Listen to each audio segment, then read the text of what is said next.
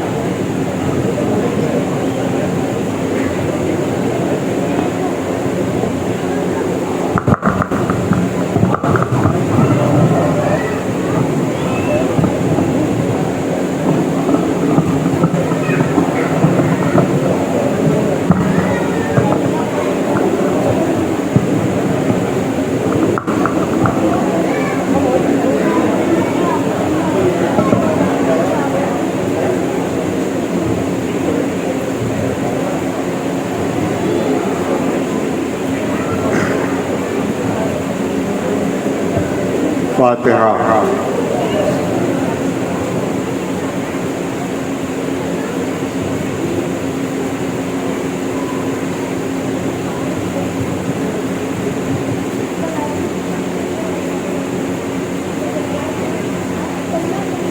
अऊज़ु बिल्लाहि अस्समीइल अलीम मिनश्शैतानिर रजीम।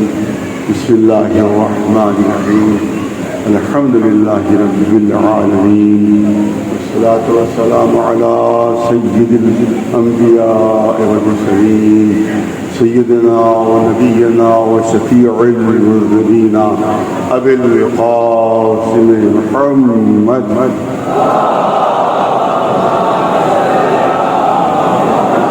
अहले बैतिहि तय्यबीन अत्ताहिरीन अल-मासूमीन। अम्मा बअद क़ाल सुब्हानहू होते हैं। तो मुझे ये बताइए कि आपको ये तक़सीम का हक दिया किसने? ये तक़सीम का हक दिया किसने? तो खुद कुरान ने नहीं की तक़सीम, रसूलुल्लाह ने खुद तक़सीम नहीं की।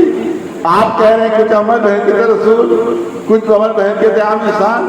तो अब मुझे ये बताइए कौन फैसला करेगा? बहुत सवाल किया सामने। कौन फैसला करेगा कि कौन सा अमल रसूल का बहैसियत रसूल है और कौन सा अमल रसूल का बहैसियत आम इंसान के है? क्योंकि ना खुद रसूल बता रहे हैं ना कुरान फैसला कर रहा है। तो याद रखिए कि इस फैसले के लिए किसी और नबी की जरूरत पड़ेगी जो हमें बताए कि ये अमल क्या बहैसियत रसूल, ये अमल बहैसियत आम इंसान। तो फिर खत्म नबूवत का अकीदा कहा गया। एक सलमान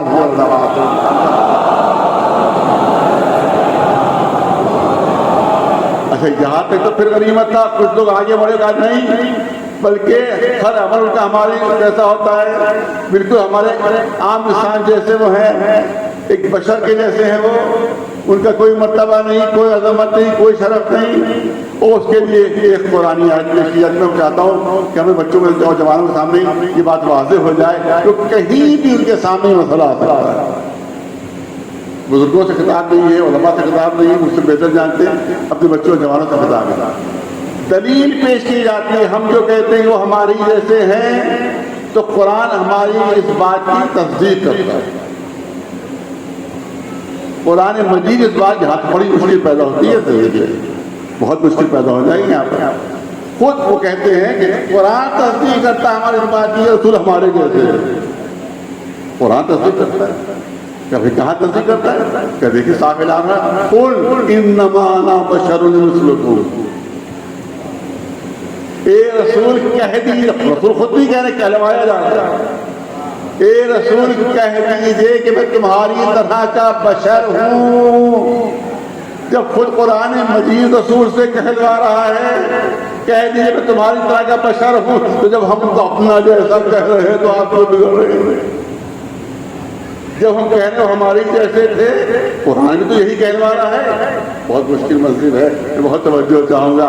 कुरान खुद कहलवा रहा है, कुल इन्नमा अना बशरुन मिस्लुकुम, मैं तुम्हारी तरह का इंसान एक बशर हूं। जब कुरान कहलवा रहा है तो हम भी कह रहे हैं कि हमारी तरह के आप बिगड़ रहे हैं, आप बुरा मान रहे हैं। तो मैं कहूंगा बहुत बड़ा लिखा मजमू मेरे सामने है, बहुत बड़ा फलसफी है अरस्तु। अरस्तालिस को कहते हैं अरबी में, और अरिस्टोटल जो है वो उसको अंग्रेजी में कहा जाता है, अरस्तु उर्दू में कहा जाता है, इसको मौलवी अव्वल भी कहा जाता है। सबसे बड़ा फलसफी उसको माना जाता है दुनिया का। उसने इंसान की डेफिनेशन पेश की, इंसान की तारीफ डेफिनेशन वो मैं आपके सामने पेश कर रहा हूँ, यही तो मसला हल होगा। उसने कहा इंसान की तारीफ में अल इंसानो हैवान, पढ़े लिखे मजबूरी की बात है। अल इंसान हैवान, इंसान जो है वो हैवान है, ये है उसकी डेफिनेशन। जब उसने कहा इंसान हैवान है तो हैवान तो भैंस भी है, हैवान तो गाय भी है, हैवान तो बकरी भी है, हैवान तो खच्चर भी है, और उससे नीचे उतर आइए भाई हैवान तो गधा भी है। जब कह दिया रसूल कि हम हैवान हैं तो क्या होता, हमने और भैंस में कोई फर्क नहीं, हमने और गाय में कोई फर्क नहीं, हमने और बकरी में कोई फर्क नहीं, हमने और खच्चर में कोई फर्क नहीं, हमने और गधे में कोई फर्क नहीं। उससे कहा इंसान हैवान, तो कोई भी पढ़ा लिखा कहेगा कि तुमने अरस्तु के साथ नाइंसाफी की है, तुमने अरस्तु के साथ नाइंसाफी की, तुमने पूरी डेफिनेशन पेश नहीं की, तुमने तो खयानत कर दी, तुमने तो खयानत कर दी। पूरी डेफिनेशन पेश की, तुमने अधूरी पेश की है। मैंने कहा क्या है डेफिनेशन? कहा खाली अल हैवान थोड़ी का है, बल्कि कहा अल इंसानो हैवानुन नातिक। अरे तवज्जो रहे, खाली हैवान नहीं बल्कि हैवान नातिक है। नातिक के मानी जो समझ बूझ कर बोलता हो, तोते की तरह ना बोलता हो, मैना की तरह ना बोलता हो। नातिक के मानी सिर्फ बोलने वाले के नहीं है, नातिक के मानी जो समझ बूझ कर बोलता हो, जो अक्ल के साथ बोलता हो, उसको कहते हैं नातिक। तुमने तो नातिक को छोड़ ही दिया। अरे तो नातिक का लफ्ज तो है, तुमने तो अधूरी डेफिनेशन बयान की। तो मैं कहूँगा आपने भी तो अधूरी आयत पढ़ी। अरे तवज्जो रहे, आपने तो आधी आयत पढ़ी है, आपने तो अधूरी आयत पढ़ी है, फिर इतना थोड़ी है क्या ना बशरुन मिस्लुकुम, आगे भी तो पढ़िए जो फज़्ल मुमय्यिज़ है। पूरी तवज्जो रहे, जिसपे ऐलान हो रहा है, फर्क का ऐलान हो रहा है, जिसपे ऐलान हो रहा है यूहा इलैया, मैं ऐसा बशर हूँ जिस पर अल्लाह वही नाज़िल करता है। जब वही नाज़िल करता है तो आम इंसान में और रसूल में जमीन व आसमान का फर्क हो जाता है। एक सलवात भेजो मोहम्मद।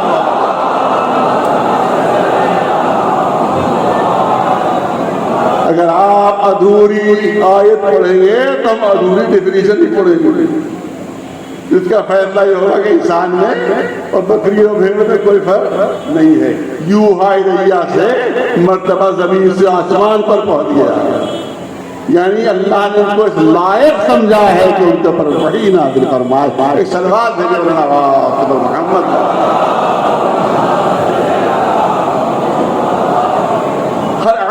बहैसियत रसूल एक आय करीमा दूसरी पेश करो आपकी खिदमत में, जो बात और वाज़ेह हो जाएगी कि हर अमल बहैसियत रसूल होता है।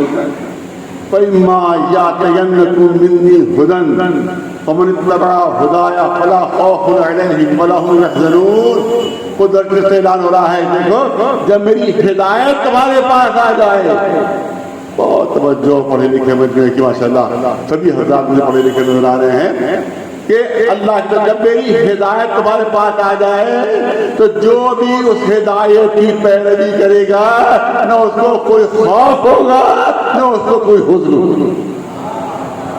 जब मेरी हिदायत तुम्हारे पास आ जाए, तमाम मुसलमान मुफस्सिरीन का फैसला है कि यहाँ पे हिदायत से मुराद हुजूर सरवर कायनात मोहम्मद मुस्तफा सल्लल्लाहु अलैहि वसल्लम।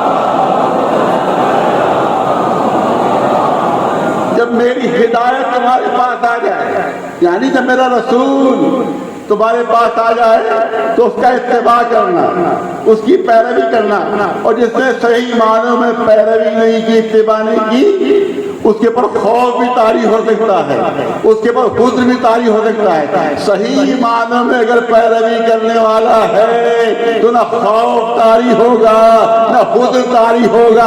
अगर किसी को लात तहज़न कह के काटा जा रहा है तो समझ लीजिए सही पैरवी करने वाला नहीं है रसूल की। एक सलमान और भाई से इशारे हो रहे हैं, तशरीह नहीं हो सकती, इशारों का समझना समझदार लोगों का काम है। सलवात भेजो पर मोहम्मद। अब तवज्जो रहकर करना चाहते हैं आप दलील करो। जब हिदायत आ जाए, और ये कहना चाहिए तो मेरा हादी आ गया। हादी कौन है? हिदायत करने वाले को कहते हैं हादी।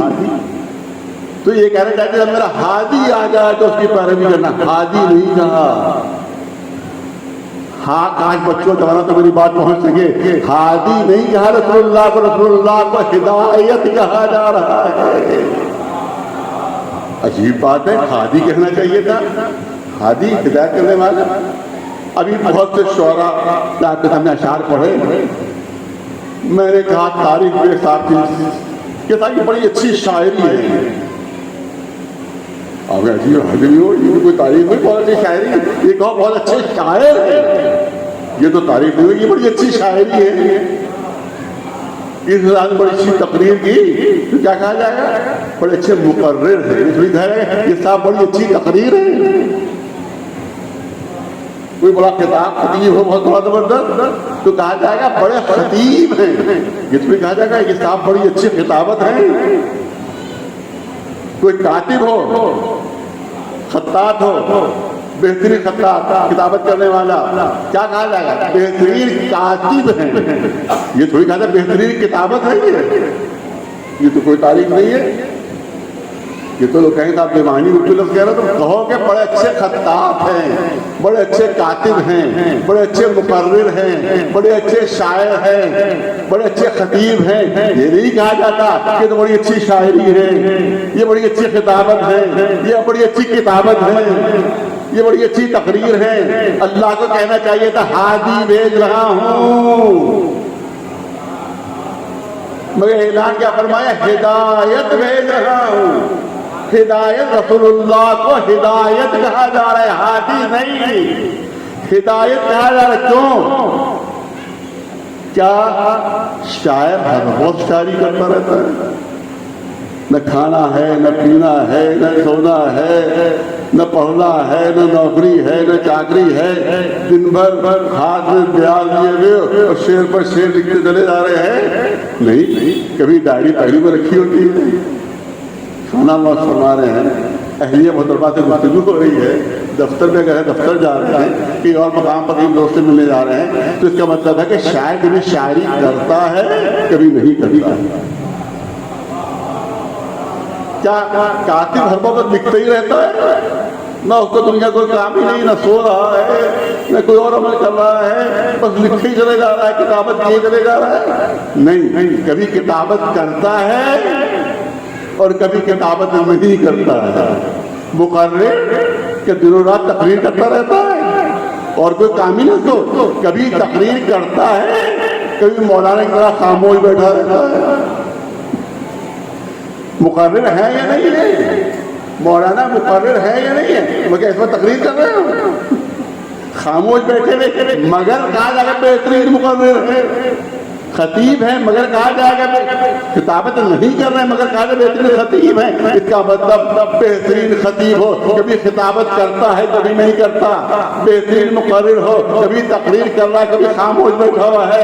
बेहतरीन कातिब हो, कभी किताबत कर रहा है, कभी कलम और कागज अलग रखा हुआ है, तो कभी कर रहा है कभी नहीं कर रहा है। तो अगर रसूल को हादी कहा गया होता तो मतलब ये होता कि कभी हिदायत करते हैं कभी हिदायत नहीं करते हैं। हादी नहीं कहा, हिदायत कहा, यानी हर अमल हिदायत है। जागे तो हिदायत, सोए तो हिदायत, चले तो हिदायत, बैठे तो हिदायत, उठे तो हिदायत, खामोश रहे तो हिदायत, बोले तो हिदायत, किसी को पद से उठाए तो हिदायत, किसी के लिए उठे ताज़ीम में उठ रहे हैं कायनात तो हिदायत हो रही है। सलवात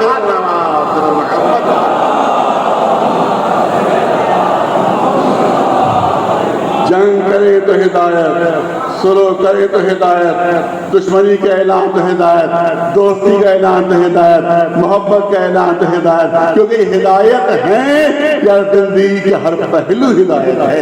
सल्लल्लाहु अलैहि मोहम्मद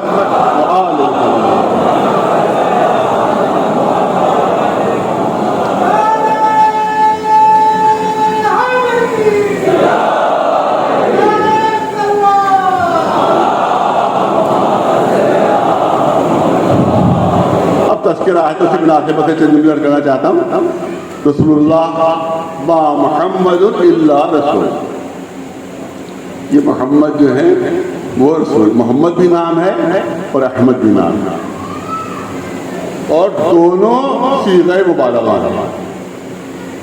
मोहम्मद भी सीग़े मुबालगा है और अहमद भी सीग़े मुबालगा है।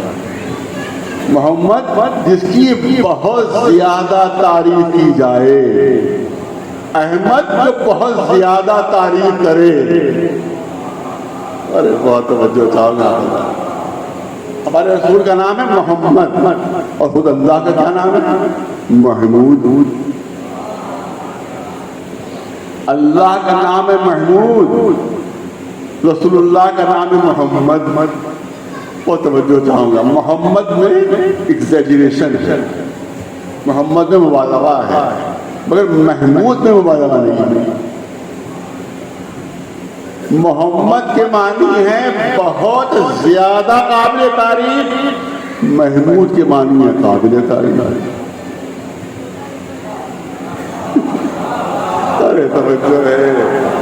महमूद के मानी है काबिल तारीफ, मोहम्मद के मानी बहुत ज्यादा काबिल तारीफ। पालने वाले अजीब बात है, तुझसे ज्यादा काबिल तारीफ कौन हो सकता है? तेरा नाम मोहम्मद होना चाहिए। ए मेरे मालिक, ए मेरे खालिक। अरे लाख रसूल पर मर्तबा सही, मगर फिर भी मखलूक है, फिर भी बंदे हैं, फिर भी आब्द हैं। तू माबूद है, तू रब है, तू खालिक है, तुझको मोहम्मद होना चाहिए। इस बंदे को महमूद होना चाहिए। मगर अजीब बात है, तूने खुद अपने लिए लफ्ज़ महमूद इंतखाब किया और अपने बंदे के लिए लफ्ज़ मोहम्मद इख्तियार किया, जिसमें मुबालगा है। महमूद माने काबिल तारीफ, मोहम्मद माने बहुत ज्यादा काबिल तारीफ। तो शायद कुदरत है, तू बात की गहराई को नहीं समझा। जब पूरी कायनात ने मेरी तारीफ की तो मैं बना महमूद। जब पूरी कायनात ने मेरी तारीफ की तो मैं बना महमूद, और जब मैंने अपने बंदे की मदद की तो बनिया मोहम्मद। तो जिसकी कायनात तारीफ करे वो महमूद होता है, जिसकी खालिक कायनात पता कर रहा वो मोहम्मद बन जाता है। सलवात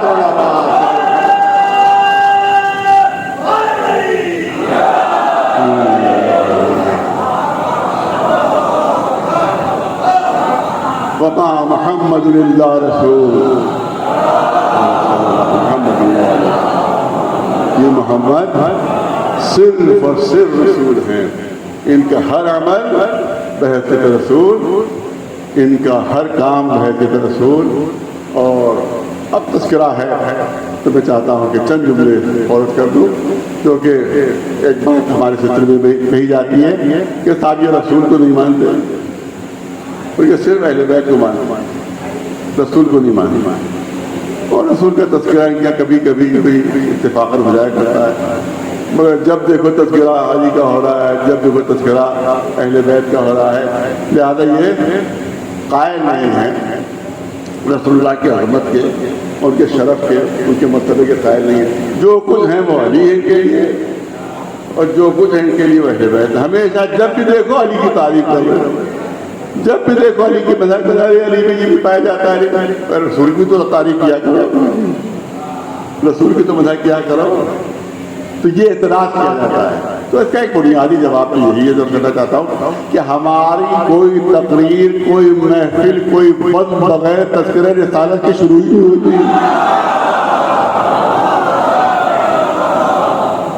अभी खुतबे में देखा आपने, अल्लाह की हम्द भी है, तज़किरे रिसालत भी है, उसके बाद हमने अपने आगे बयान शुरू किया।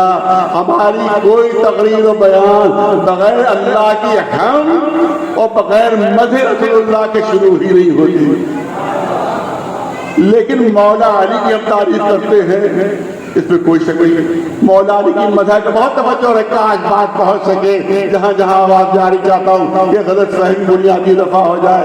मेरे चंद जुमलों से हम यकीनन मौला अली की मज़ा करते हैं, मौला अली की तारीफ करते हैं, तो इससे हरगिज़ ये तसव्वुर नहीं करना चाहिए कि माज़अल्लाह हम मौला अली को रसूल से बुलंद समझते हैं, माज़अल्लाह रसूलुल्लाह को कम समझते हैं, मौला अली को ज़्यादा समझते हैं। हम मौला अली की मज़ा करते हैं, उनके फ़ज़ाइल बयान करते हैं, तो दो मकसद होते हैं उसमें। अरे बहुत तवज्जो रहे, उसमें दो मकसद होते हैं। एक मकसद तो ये होता है कि अली के फ़ज़ाइल दुनिया तक पहुँचे, अरे बहुत तवज्जो रहे। एक मकसद तो ये होता है कि अली के फ़ज़ाइल दुनिया तक पहुँचे, और दूसरी बात ये पहुँचाना होती है दुनिया तक, अली के फ़ज़ाइल बयान करके दुनिया तक की हकीकत पहुँचाना होती है कि देखो जब शागिर्द ऐसा है,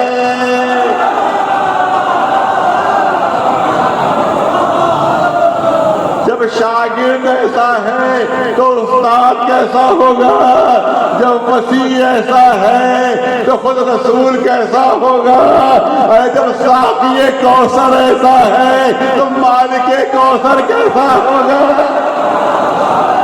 जब कसीम जन्नत नार ऐसा है तो मालिक जन्नत नार खुद कैसा होगा। अरे जब बात शहर इल्म ऐसा है तो कोई शहर इल्म कैसा। सलवात में नवाज़ पर मोहम्मद वाला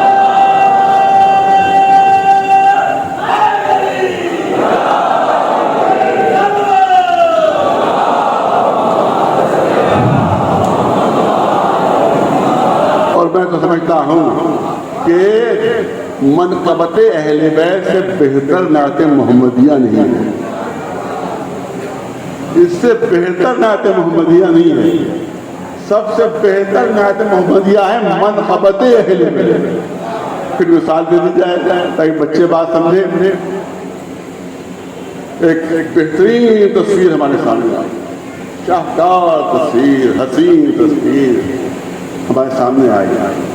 जैसे वो तस्वीर हमारे सामने आई, हमने तस्वीर की तारीफ करना शुरू की। क्या हसीन तस्वीर है, क्या खूबसूरत तस्वीर है, क्या उम्दा खाका खींचा गया है, कितने हसीन रंग भरे हुए हैं, कितनी खूबसूरत तस्वीर है। मैं तारीफ कर रहा हूँ तस्वीर की, मगर खुश हो रहा है मुसव्विर। मैं तारीफ कर रहा हूँ तस्वीर की और खुश हो रहा है मुसव्विर। मैं कह सकता हूँ मैंने तो आपका नाम भी नहीं लिया, मैंने तो आपका जिक्र ही नहीं किया, मैं तो तस्वीर की तारीफ कर रहा हूँ। मुसव्विर मुस्कुरा कर जवाब देगा, ये बताओ तस्वीर बनाई किसने, ये बताओ खाका खींचा किसने, ये बताओ कि रंग भरे किसने। तस्वीर की तारीफ जहाँ तस्वीर की तारीफ होती है, हकीकत में मुसव्विर की तारीफ होती है। तो अहले बैत की मदह, अहले बैत की मदह हकीकत में रसूल की नात है। आगोश में लेकर परवरिश किसने दी, इनकी तस्वीर के खाकों में जो फजीलतों के रंग भरे जा रहे हैं, वो दस्तर सरनाम से भरे जा रहे हैं। एक सलवात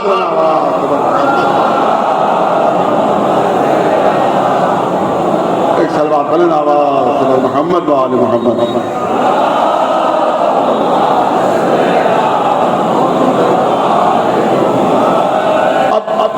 एक रुख शुरू करना चाहता हूँ कि जो कहा जाता है कि अकीदा इनका जो है रसूलुल्लाह के सिलसिले में सही नहीं है, अहले बैत को मानते हैं। तो बस एक कि हमारा अकीदा रसूलुल्लाह के सिलसिले में बिल्कुल साफ और वाज़ेह है कि कायनात में सबसे अफजल जो ज़ात है अल्लाह के बाद, वो मोहम्मद मुस्तफ़ा सल्लल्लाहु अलैहि वसल्लम। उसके बाद अहले बैत है, उसके बाद मौला अली। और कायनात में सबसे पहले अल्लाह ने जिसे पैदा किया वो ज़ात है हुज़ूर सरवर कायनात मोहम्मद मुस्तफ़ा सल्लल्लाहु अलैहि वसल्लम। नहीं मानते, कुछ मुसलमान नहीं मानते इस बात, कुछ मुसलमान नहीं मानते। कहते हदीस पेश कीजिए, कुरान की आयत पेश कीजिए।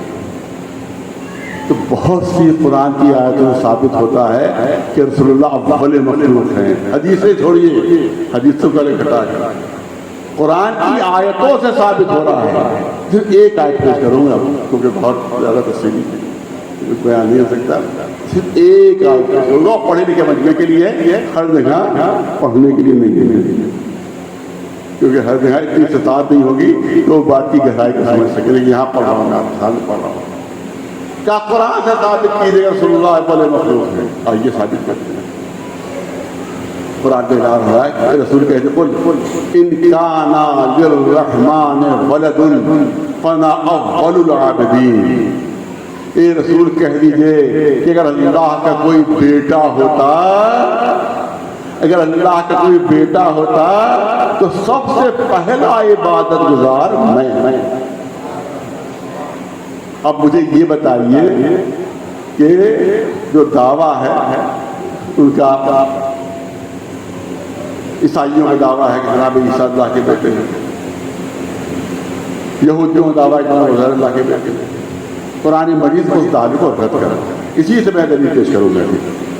कुरान मजीद उस दावे को रद्द कर रहा है कि इन काना लिर्रहमान वलदुन, अगर अल्लाह का कोई बेटा होता फना अव्वलुल आबिदीन, तो सबसे पहला इबादत गुज़ार मैं हूँ। अब कैसे यहूदियों की इबादत हुई, कैसे ईसाइयों का दावा रद्द हुआ? ईसाई कह रहे हैं ईसा अल्लाह के बेटे, यहूदी कह रहे हैं कि उज़ैर अल्लाह के बेटे। कुरान उसको रद्द कर रहा है। और रद्द किस तरह से कर रहा है कि अगर अल्लाह का कोई बेटा होता तो रसूल कहिए सबसे पहला इबादत गुज़ार मैं हूँ। कैसे रद्द हो गई बात? भाई बात कैसे रद्द हुई? दावा कैसे रद्द हुआ? कैसे रद्द हो गया कि उज़ैर अल्लाह के बेटे नहीं? कैसे रद्द हुआ कि ईसा अल्लाह के बेटे नहीं? इसके लिए 2-3 आयतें और पढ़ना होगा। कुरान में जगह जगह ऐलान हो रहा है कि युसब्बिहु लिल्लाहि मा फिस समावाति व मा फिल अर्द। आसमानों और ज़मीन के हर शय अल्लाह की इबादत और तस्बीह करती है। इम मिन शैइन इल्ला युसब्बिहु बिहम्दिही वलाकिन ला तफ़क़हून तस्बीहहु। देखो कायनात की कोई शय ऐसी नहीं है जो अल्लाह की इबादत न कर रही हो, कोई शय ऐसी नहीं, लेकिन तुम उनकी इबादत को समझ नहीं सकते। वो तैरो साफ़ात कुल्लुन क़द अलिमा सलातहु व तस्बीहहु, ये आसमान को उड़ते हुए परिंदे ये अपनी नमाज़ें भी जानते हैं और अपनी तस्बीह भी जानते हैं। ये परिंदे नमाज पढ़ते हैं और नमाज भी फुरादा नहीं बाजमात, नहीं लफादी नहीं है, लफादी नहीं है। सुबह को बच्चे उठकर देख ले, जब परिंदे उड़ते हैं तो दो सफ़े इस तरह से होती हैं और आगे आगे एक परिंदा होता है। सुबह ही देख लीजिएगा, आज सुबह में देखिएगा कि दो सफ़ेद यूं परिंदों की, उसके आगे आगे एक परिंदा। सिर्फ नमाज ही नहीं अदा हो रही है बल्कि पेशवाब के पीछे नमाज जमात अदा हो रही है। तो इसका मतलब है कि हर परिंदा अल्लाह की इबादत, कायनात की कोई शय ऐसी नहीं है जो अल्लाह की इबादत न कर रही हो। जमीन अल्लाह की इबादत कर रही है, आसमान अल्लाह की इबादत कर रहा है, सितारे अल्लाह की इबादत कर रहे हैं, कहकशानी अल्लाह की इबादत कर रही है, दरख्त अल्लाह की इबादत कर रहे हैं, दरख्तों का हर पत्ता अल्लाह की इबादत कर रहा है, ये जमीन पर उगता हुआ सब्जा अल्लाह की इबादत कर रहा है, ये बहते हुए चश्मे अल्लाह की इबादत कर रहे हैं, ये जितने दरिया बह रहे हैं सब अल्लाह की इबादत कर रहे हैं, ये उबलते हुए समंदर ये सब अल्लाह की इबादत कर रहे हैं, ये आसमानों में फिजाओं में उड़ते हुए बादल ये सब अल्लाह की इबादत कर रहे हैं। इसका मतलब कायनात की हर शय इबादत गुजार है। अरे बहुत तवज्जो, कायनात की हर शय इबादत गुजार है। जमीन इबादत गुजार है, आसमान इबादत गुजार है, सितारे इबादत गुजार हैं, कहकशानी इबादत गुजार है, सूरज इबादत गुजार है, चांद इबादत गुजार है, निज़ाम शक्ति इबादत गुजार है। ये तमाम चीजें अल्लाह की इबादत कर रही हैं। तो इसका मतलब सब है इबादत गुजार, सब है इबादत गुजार। ए रसूल कह दीजिए कि सबसे पहला इबादत गुजार मैं हूँ। ए रसूल कह दीजिए सबसे पहला इबादत गुजार मैं हूँ। जब जमीन भी इबादत गुजार है, जब आसमान भी इबादत गुजार है, जब चांद भी इबादत गुजार है, जब सूरज भी इबादत गुजार है, जब ये सितारे भी इबादत गुजार है, जब कायनात की हर शय इबादत गुजार। और कुरान कहलवार आए रसूल से, खुद रसूल नहीं कह रहे। ए रसूल कह दीजिए कि मैं सबसे पहला इबादत गुजार हूँ। तो याद रखिए सबसे पहला इबादत गुजार वही हो सकता है जो जमीन से भी पहले हो, जो आसमान से भी पहले हो, जो चांद से भी पहले हो, जो सूरज से भी पहले हो, जो सितारों जो कायनात जो सबसे पहला होगा वही पहला इबादत गुजार होगा। एक सलवात लगावा मोहम्मद। अब दावा रद्द हुआ, बहुत तवज्जो, अब दावा रद्द हुआ कि जब सबसे पहले इबादत गुजार का मतलब यह है कि अव्वल मखलूक है, अल्लाह ने सबसे पहले पैदा किया। अब दावा ईसाइयों का गलत हुआ, अब दावा यहूदियों का गलत हुआ। ये रसूल कह दीजिए कि सबसे पहले अल्लाह ने मुझे पैदा किया। तो अगर अल्लाह का कोई बेटा होता तो मुझे होना चाहिए था, क्योंकि अल्लाह ने सबसे पहले मुझे पैदा किया। और दूसरा पहलू यह है कि जब सबसे पहले मुझे पैदा किया और मेरे बाद हर शय खल्क हुई, तो अल्लाह का कोई बेटा होता तो मेरे इल्म में होना चाहिए था। जब मेरे इल्म में नहीं है तो अल्लाह का कोई बेटा नहीं है। एक सलवात मोहम्मद। मोहम्मद।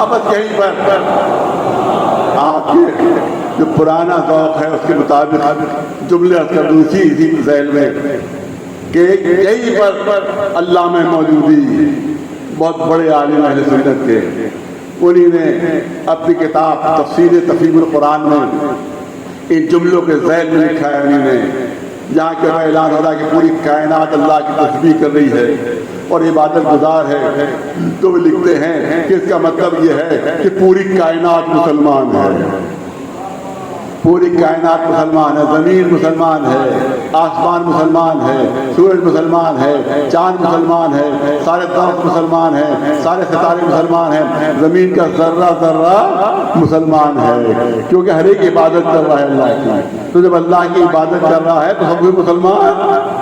मगर उसके बाद लिखते हैं ये मुसलमान हैं मगर किसी ने भी ज़बान से कलिमा नहीं पढ़ा है। अरे तवज्जो है, अल्लाह में मौजूदी, हम मुसलमान हैं मगर किसी ने ज़बान से कलिमा नहीं पढ़ा है। बगैर कलिमा पढ़े मुसलमान हैं। न ज़मीन ने कभी कलिमा पढ़ा, न आसमान ने कभी कलिमा पढ़ा, न चांद ने कभी कलिमा पढ़ा, न सूरज ने कभी कलिमा पढ़ा, न दरख्तों ने कभी कलिमा पढ़ा, मगर मुसलमान वो लिखते बहुत कीमती जुमला लिखते हैं कि ज़बानी कलिमे से इस्लाम साबित नहीं होता। अल्लाह ने मौजूदी लिखते कि ज़बानी कलिमे से इस्लाम साबित नहीं होता, इस्लाम किरदार से साबित होता है, इस्लाम अमल से साबित होता है, इस्लाम सीरत से साबित होता है। ये तमाम अशिया कायनात की अगरचे ज़बान से कलिमा नहीं पढ़ा है मगर उनका किरदार बता रहा है कि मुसलमान है, उनका अमल बता रहा है कि मुसलमान है, उनकी सीरत बता रही है मुसलमान है। और ज़बानी कलिमे से इस्लाम साबित नहीं लिखते हैं। अगर ज़बानी कलिमा जितना भी जितने भी मुनाफिक थे सब ज़बान से कलिमा पढ़ रहे थे मगर मुसलमान नहीं थे। जितने मुनाफिक थे सब ज़बान से कलिमा पढ़ रहे थे मगर मुनाफिक थे, मुसलमान नहीं थे, क्योंकि ज़बानी कलिमे से इस्लाम साबित ही नहीं होता, अमल से किरदार से इस्लाम साबित होता। अल्लाह में मौजूदी लिख रहे हैं, अब जाहिर दुनिया से रुखसत हो गए हैं, अब मैदान हशरी में मुलाकात होगी। दुनिया में अगर मुलाकात हुई होती तो मैं उनकी खिदमत में अर्ज करता कि आपसे पूरी कायनात को सिर्फ अमल और किरदार की बुनियाद पर बगैर ज़बानी कलिमा सुने हुए मुसलमान मान लिया तो एक शख्सियत के लिए क्यों शर्त लगा दी कि जब तक ज़बानी कलिमा नहीं सुन लेंगे मुसलमान नहीं मानेंगे। अगर सीरत और किरदार बुनियाद है तो सीरत और किरदार के लिहाज अबू तालिब से बेहतर कोई मुसलमान था ही नहीं।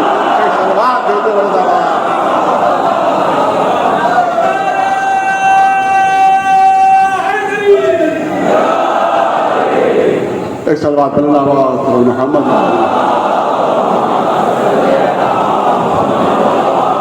एक तज़किरा करना है मुझे, उसके लिए क्योंकि थोड़ा 5-10 मिनट का वक्त चाहिए होगा, अगर काफ़ी फोन तकरीबन 40 मिनट गुजर गई, लेकिन 15-20 मिनट और लेगा आप हज़रात, किससे ज़्यादा नहीं।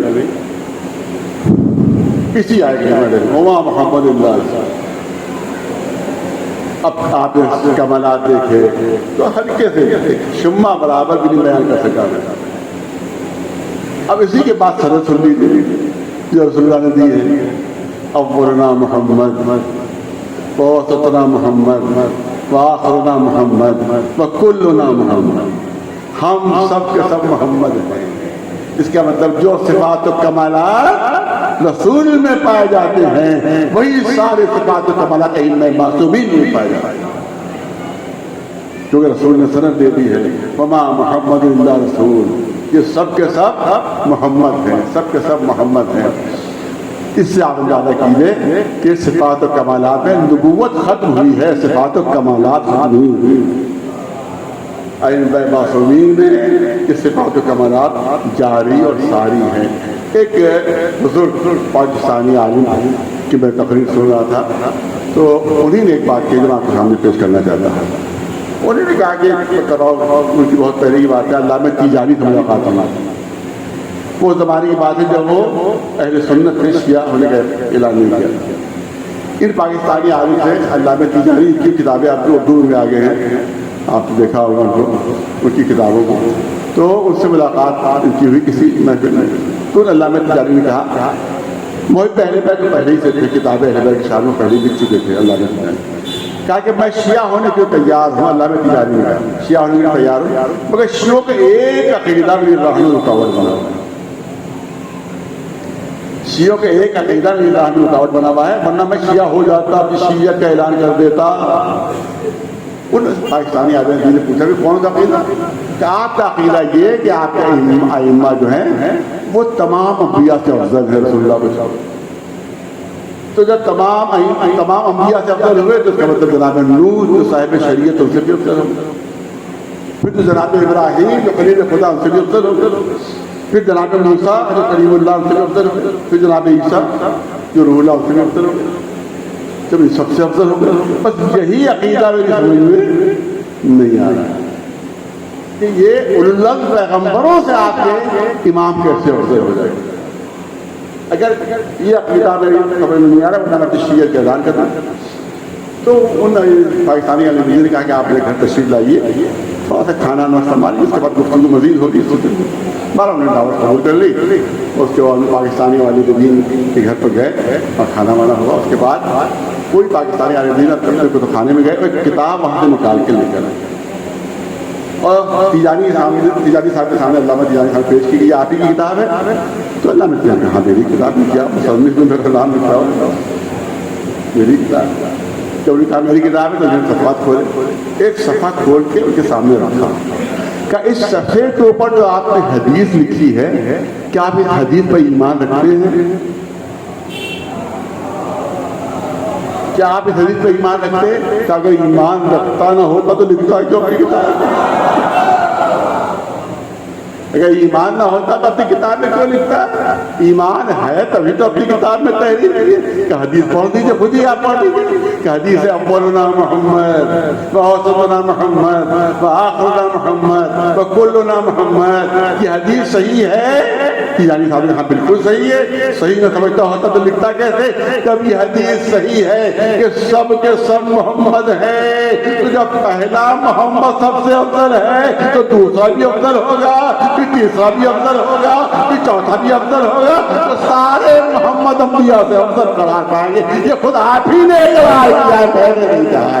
एक सलवार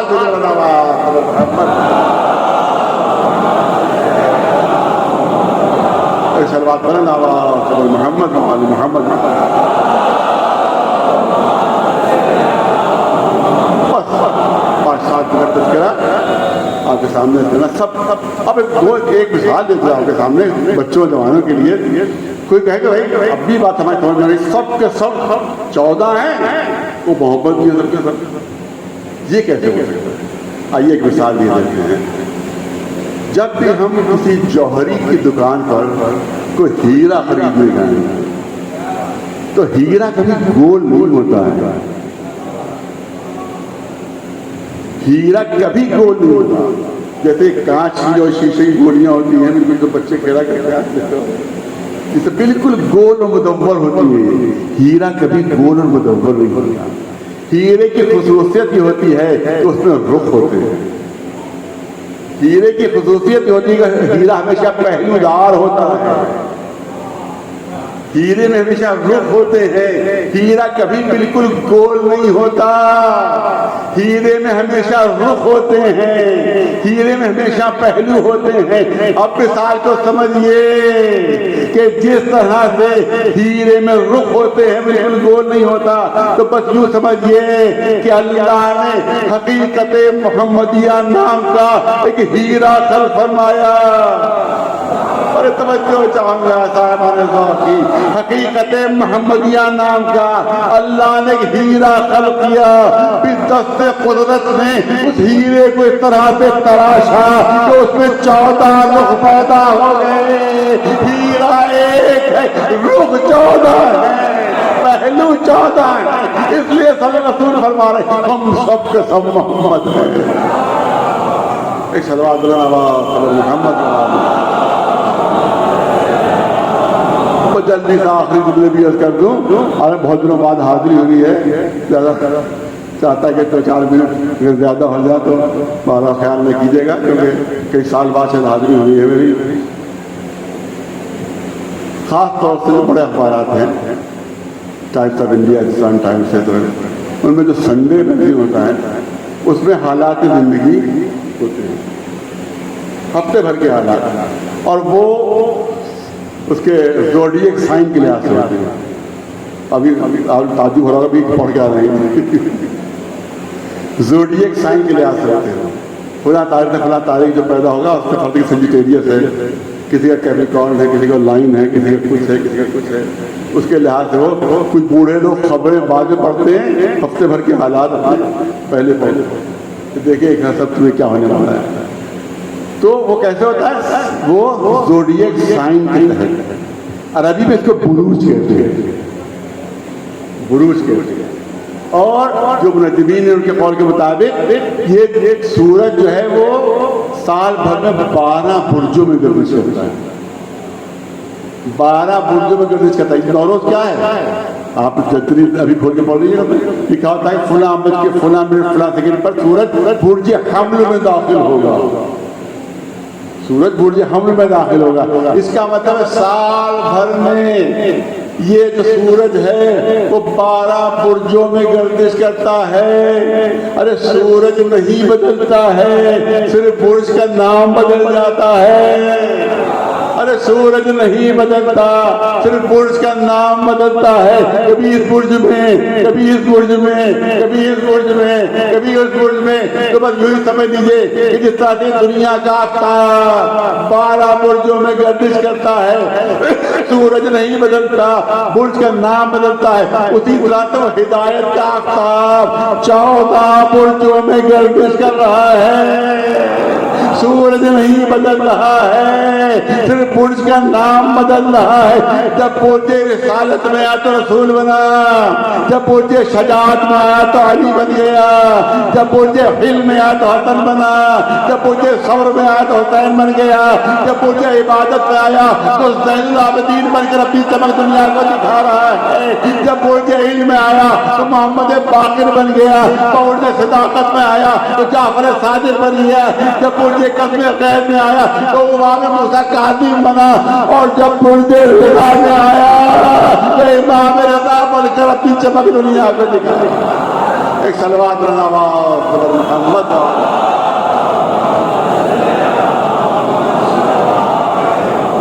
तो कल की तारीख जो गुजरी है उसने इमाम की विलादत की। 5 मिनट लेना है, सलवात भेजे पर मोहम्मद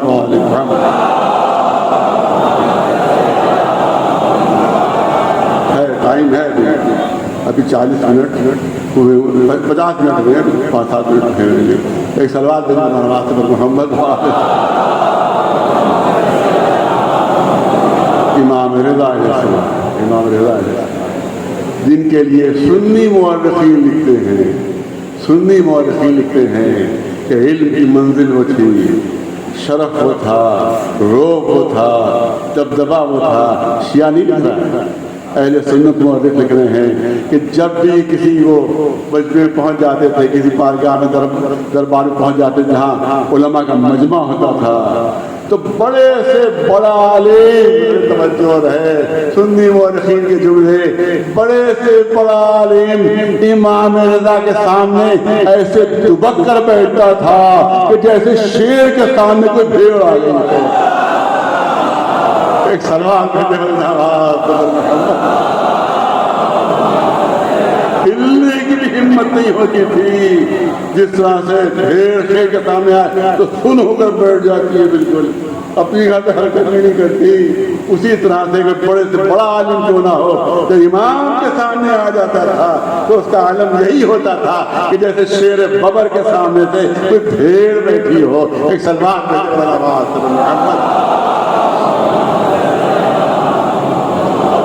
2-3 जुमले। मामून का ज़माना है, शी उलमा कहते हैं कि पहले तो शिया हो गया था, वो बाद में जब देखा हुकूमत खतरे में है तो दुश्मन हो गया, दुश्मन हो गया। आज आप देख रहे हैं कि सिर्फ छोटी सी कुर्सी की लालच में वो कैसे गिरगिट की तरह लोग रंग बदल रहे हैं। कोई ढोल बजा रहा है तो कोई घंटा बजा रहा है, तो कोई कुछ कर रहा है, कोई कुछ कर रहा है, छोटी सी कुर्सी मिल जाए। तो उस जमाने में इतनी बड़ी हुकूमत वो कहते इमाम की खातिर छोड़ देता हो, तो लिहाजा बाद में दुश्मन हो गया, मुखालिफ हो गया। फिर उसकी कोशिश हुई कि माज़अल्लाह की तरह तौहीन हो जाए, किस तरह से तस्लील हो जाए। लिहाजा उसने पूरी साजिश मुअय्यन की और पूरी दुनिया के बड़े बड़े उलमा को उसने जमा कर लिया। तज़किरा है तो 5 मिनट बच्चों जवानों के लिए। जमा कर लिया, लेकिन इमाम को कोई खबर नहीं, मौला को कोई खबर नहीं, कोई इत्तला नहीं। इसलिए इत्तला नहीं, उसने सोचा कहीं तैयारी ना कर रहे, कोई किताबें ना पढ़ रहे, इत्तला कर ली। जब पूरा मजमा सज गया, दरबार सज गया, बड़े बड़े उलमा दुनिया की जमा हो गए, एक से एक चर्ब ज़बान, एक से एक माहिर फन, एक से एक मुनाज़रे का माहिर, वो सब जमा हुआ था। एक इराकी इसके दरबार में था, मामून को मालूम था कि ये अहले बैत के चाहने वाला है, लेकिन वो छुपाता था। उसने कहा कि मुझे मालूम है तुम अहले बैत के चाहने वाले हो, जाओ अपने इमाम से कहो कि रास्ता आ जाए, तो मामून मिलना चाहता है। ये गया, मामून तो होता दरवाजा खटखटाया, इमाम निकले तो रिवायत कहती है कि ये शख्स जो गया था इमाम को बुलाने के लिए, इसके चेहरे का रंग जर्द था और उसके बदन पर थरथरी थी। इमाम बाहर निकले, उसने कहा काहे के लिए आए? कहा सरकार मामून ने आपको याद किया, आपसे मिलना चाहता है। अरे मिलना चाहता है तो तुम्हारे चेहरे का रंग तोड़ा है, ये चेहरे से बदन पर थरथरी कैसे? आका बहुत बड़ी साजिश की गई है आपके खिलाफ, बहुत बड़ी साजिश आपके खिलाफ की गई है। कैसी साजिश? कि दुनिया के बड़े बड़े माहिरीन फन, हर मजहब का माहिर उसने जमा कर लिया है। पता नहीं कितनों को वो हरा चुके हैं, कितने कितने आलिमों को पटखनियां दे चुके हैं, कितनों कितनों को हरा चुके हैं। एक से एक चर्ब ज़बान है वहाँ, एक से एक माहिर फन है, और आप अकेले होंगे, वो सैकड़ों हैं, सैकड़ों हैं। इमाम ने सुना, चेहरे पर मुस्कुराहट आ गई, इमाम के चेहरे पर मुस्कुराहट आ गई। घबराओ नहीं, बस मुझे पहुंचने दो, बस मुझे पहुंचने दो। सुबह जब मैं पहुंचूं तो दुनिया देख लेगी कि दुनिया के सीखे हुए कैसे होते हैं, जो बारगाह इलाही तो यूं लेकर आते, वो कैसे हुआ करते हैं। एक सलवात भी बना और तफसील में नहीं जाना है। वो इमाम ने पूरी तारीख में सबको शिकस्त, ला मजहब आया उनको शिकस्त दी, यहूदी आलिम आया उसको शिकस्त दी, ईसाई आलिम आया उसको शिकस्त दी, कोई आया सबको शिकस्त दिया। सबको उन्होंने तिया पांचा का हत्या कर दिया और सबको उधेड़ कर रख दिया मौलाना। किसी की हिम्मत नहीं कि मौलाना के सामने बोल सके। आखिर में एक हिंदुस्तानी जादूगर आता है, पता आखिरी दिन एक हिंदुस्तानी जादूगर पहुंचा। हिंदुस्तान का बंगाल का जादू उस ज़माने में मशहूर था, अब भी मशहूर है। वो आके उसने करतब दिखाना अपने शुरू किया, कभी हवा में उड़ता था, कभी ये करता था, कभी फला चीज़ दिखा दी, कभी फला चीज़ दिखा दी।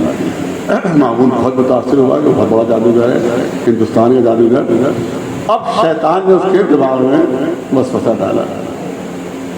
उसके बाद कहा कि बस बहुत मुतासिर हो गया तुम्हारे जादू से, ये लो इनाम, ये तुम्हारा इनाम है, लेकिन इस इनाम से तुम्हें 54 इनाम दिया जाएगा अगर एक शख्स की तुम तौहीन कर दो। अगर एक शख्स की तुम मादल्ला तस्लील कर दो तो 4 गुना तुम्हें मिलेगा। उस मेरे बाएं हाथ का खेल बड़े से भाव बुला लीजिए, देखिए कैसा मैं उसकी तस्लील करूंगा, कैसा उसको हकीर करूंगा मैं। उसको आमादा किया गया, भेजा गया, जाओ बुला के लाया। इमाम अपने गुलाम के साथ तशरीफ लाते, दस्तरखान का खाने में गए, दस्तरखान बिछा हुआ था, तो जादूगर भी बैठा हुआ था, सारे दरबारी बैठे थे। इमाम तो गुलाम के साथ बहुत तवज्जो रहे, जुमलों पर तवज्जो तो अभी तो कहने वाला हूँ।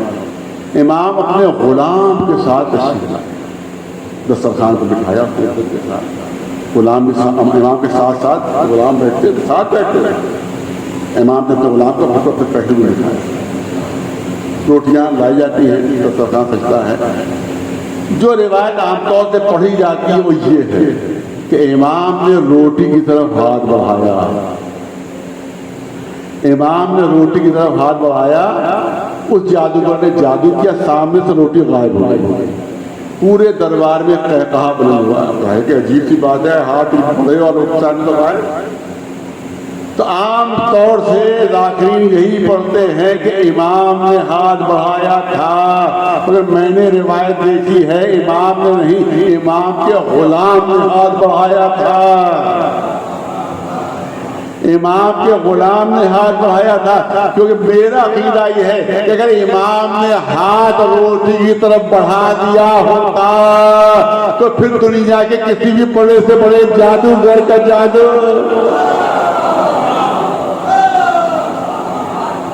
चल नहीं सकता। तो वही रिवाज बदलिया में है, गुलाम ने हाथ बढ़ाया, जैसे ही हाथ बढ़ाया उसने जादू के सामने से रोटी गायब हुई, दरबार में कहा बुलंद हुआ। अब लोगों में तवज्जो दीजिए, अगर सच्चा गुलाम है, अगर सच्चा गुलाम है तो गुलाम की इज्जत को भी इमाम अपनी इज्जत समझते हैं।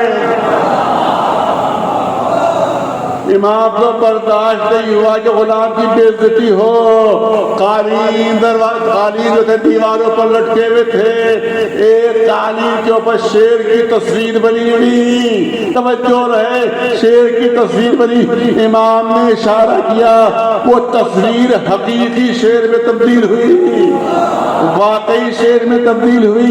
हमला किया उस जादूगर के ऊपर, उसको चीर फाड़ कर शेर खा गया। उसके बाद फिर जाकर वही तस्वीर बन गया। पूरा दरबार बेहोश हो गया। जब थोड़ी देर बाद होश आया, मामून ने माफी मांगी, फर्जंद रसूल माफ कर दीजिए, खता हो गई, माफ कर दीजिए, और उस जादूगर को वापस कर दीजिए, उसको दोबारा जिंदगी अता कर दीजिए। तारीख में इमाम का जुमला मौजूद है। इमाम ने इरशाद फरमाया कि अगर मूसा के असाते साहिरों की रस्सियों को वापस कर दिया होता तो ये जादूगर भी वापस हो जाता। न वो वापस हुई, न ये वापस होगा। एक सलवार भेजे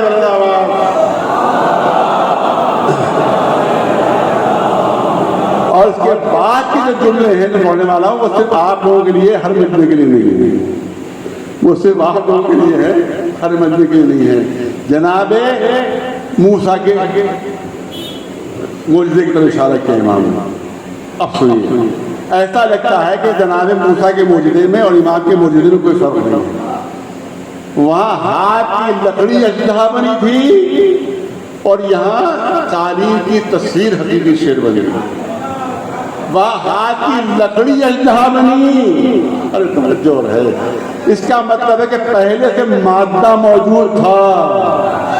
अरे नहीं, बहुत बड़ा लिखा बजना, पहले से मादा मौजूद, लकड़ी मौजूद थी, लकड़ी अजदहा बनी थी। और मादे की तारीफ ही यही की जाती है कि तुम मुख्तलिफ सूरतें इख्तियार कर सके।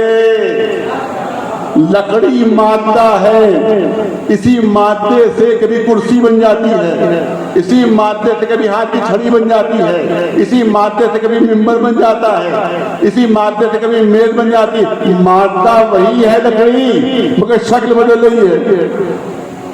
मादा वही लकड़ी है मगर शक्ल बदल रही है। मिंबर में भी वही मादा लकड़ी का, कुर्सी में भी वही मादा लकड़ी का, मेज में वही मादा लकड़ी का। तो मादा उसको कहते हैं जो अपनी शक्ल बदल सके। तो जनाबे मूसा का मौजूदा था कि मादे ने शक्ल बदली थी, ये मूसा का मौजूदा था। और ये इमाम का मौजूदा था कि तस्वीर ने मादे की शक्ल इख्तियार कर ली थी। अरे तस्वीर हकीकी शेर बन गई थी। एक सलवार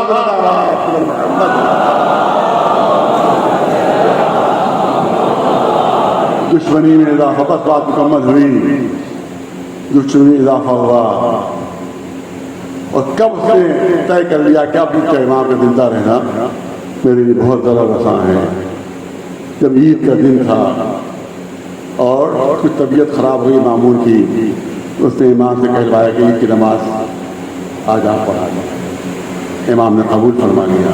इमाम चले, इस तरह से चले कि कबा की आस्तीनें पलटी हुई थी, पैर पर नालैन नहीं थी, नंगे पैर थे, पैदल चले ईदगाह की तरफ जहाँ नमाज ईद में पैदल चले। अब जब बड़े बड़े अफसर और अफसाद थे, उनको भी घोड़ों को उतरना पड़ा, वो भी उतरे, उनको भी अपने मोजे और जूते उतारना पड़े। जब वली है बगैर नालैन के है तो उनको भी सब उतारना पड़ा। अब थोड़ी दूर आगे बढ़े थे कि हर तरफ शोर मच गया कि फर्जंदे रसूल नमाज पढ़ाने जा रहे हैं, फर्जंदे रसूल नमाज पढ़ाने जा रहे हैं। थोड़ी देर बाद आलिशानों का एक समंदर था जो इमाम के साथ साथ चल रहा था। जमीन से भी तकबीर की आवाज आ रही थी, आसमान से भी तकबीरों की आवाज आ रही थी, दरो दीवार से तकबीरों की आवाज आ रही थी। तो ऐसा लगता था दरख्तों से तकबीरों की आवाज आ रही थी। जैसे ही मामून को खबर दी गई, ये मामून बड़ा गजब कर दिया तुमने, अगर इस वक्त फर्जंदे रसूल नमाज पढ़ा दी तुम्हारी हुकूमत गई, तुम्हारी हुकूमत गई। घबरा कर बिस्तर से उठा कि जल्दी से कहलवा, मेरी तबीयत ठीक हो गई है, मैं ही नमाज पढ़ाऊंगा। इमाम वापस गए कि मैं तो खुद नहीं चाहता था, उसी को पढ़ा दो, वही पढ़ाएगा नमाज। उसके बाद जब दुश्मनी ये इमाम को तलब किया एक खोशा अंगूर, तो खास उसने अपने बाग से मंगवाया था जिसमें जहर इंजेक्ट किया हुआ। इमाम को बुलाता है, इमाम तशरीफ लाते हैं, कहा हज़रत रसूल आपके लिए मैंने खास तौर से अपने बाप से अपने चमन से अंगूर मंगवाए हैं, आप नौश फरमाइए, हसूल करो। इमाम ने फरमाया कि सब मेरी तबीयत माइल नहीं थी अंगूर खाने की तरफ। कहा नहीं, आपको तो खाना होना, मैंने तो आपके लिए मंगवाए खुसूसी। इमाम ने फिर भी कहा, और वहाँ तो पिलाने की दूसरी थी, गैर में आ गया, गुस्से में आया, आप मेरी तौहीन कर रहे थे, आप मेरी तस्लीम कर रहे थे। अरे मैं इकरार कर रहा हूँ पर आप इनकार कर रहे हैं, नहीं आपको खाना होंगे। ये सुनना था इमाम ने फरमाई,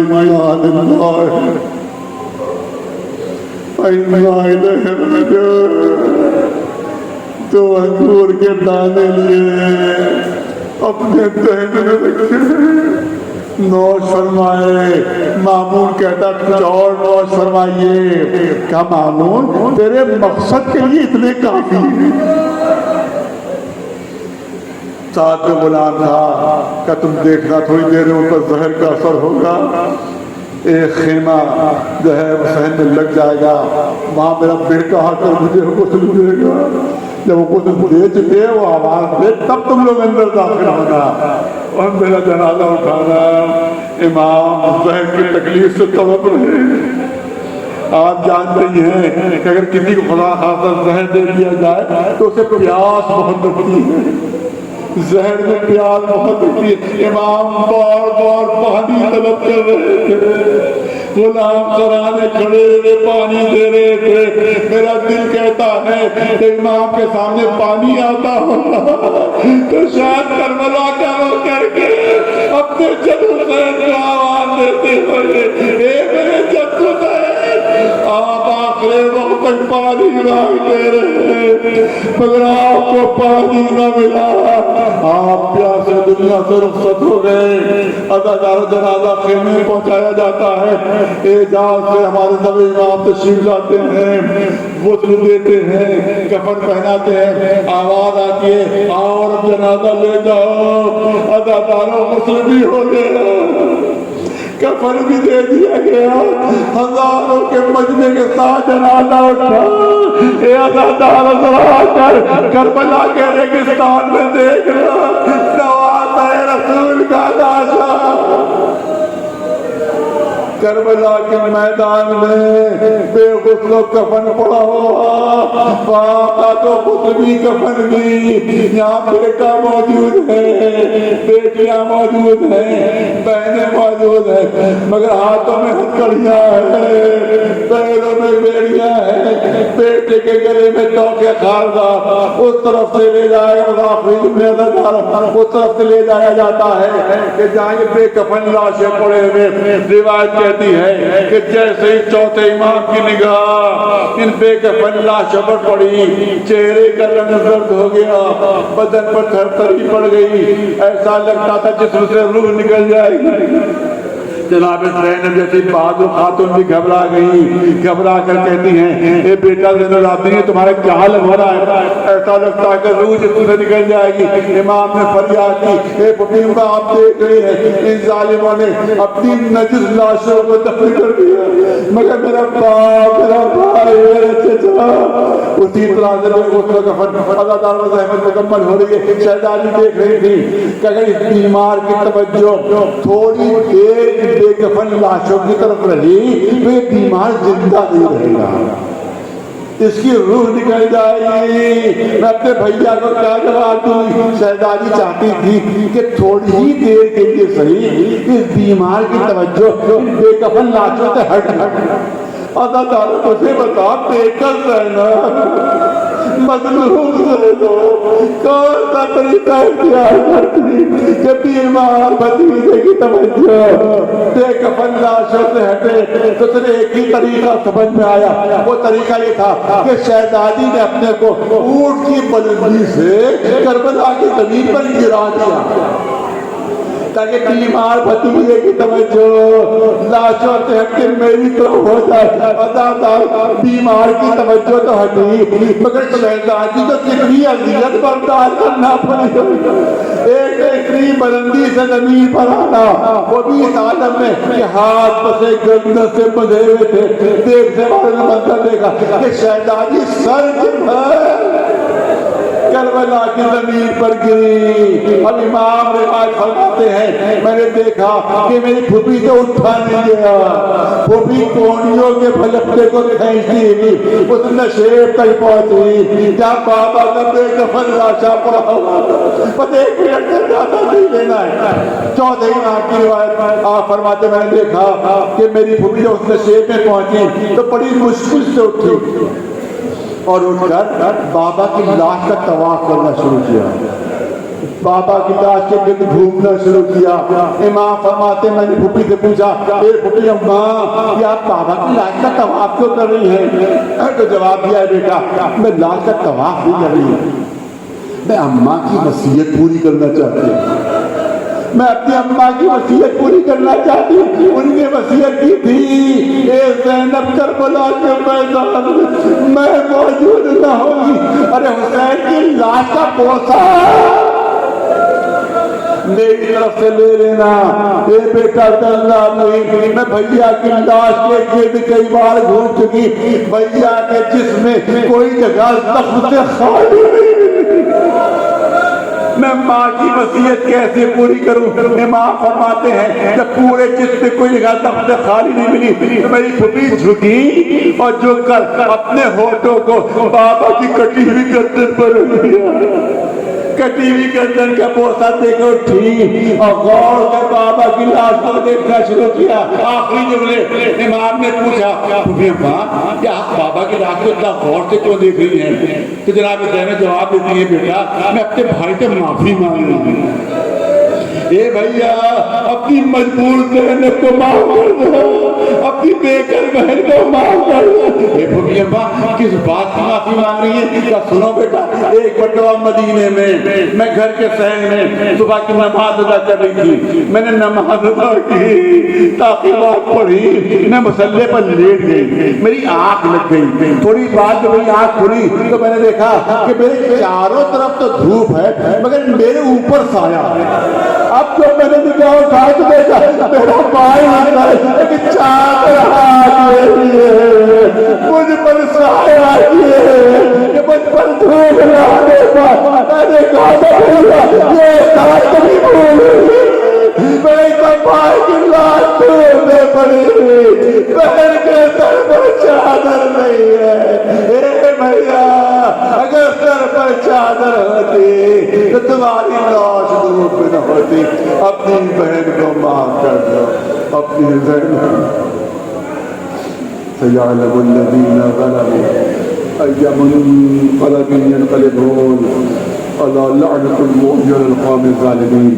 गुजारिश एक मरतबा सूरह अल-हम्द और 3 मरतबा सूरह इखलास की तिलावत फरमा कर इन मज़लूम के सारे सवाब पढ़ने से उनको सारे सवाब फरमा दें। तो जुमला मोमिनात मरहूम हैं, उन सब की रूह को सारे सवाब फरमा दें।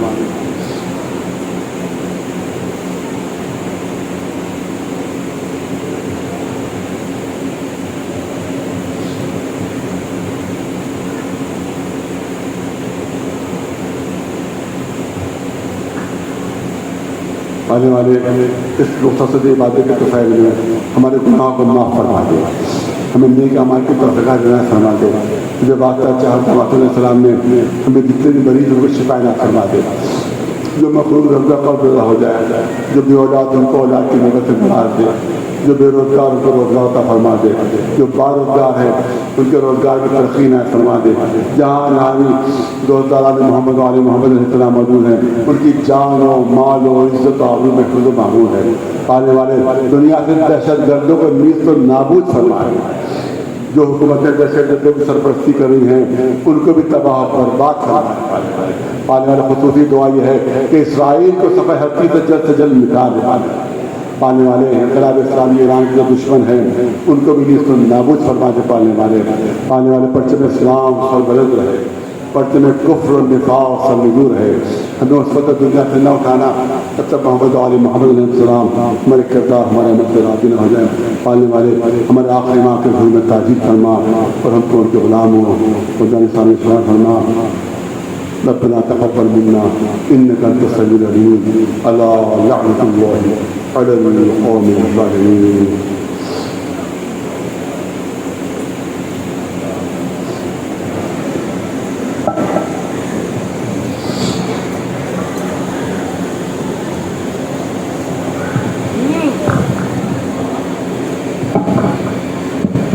जय इमाम जय जय।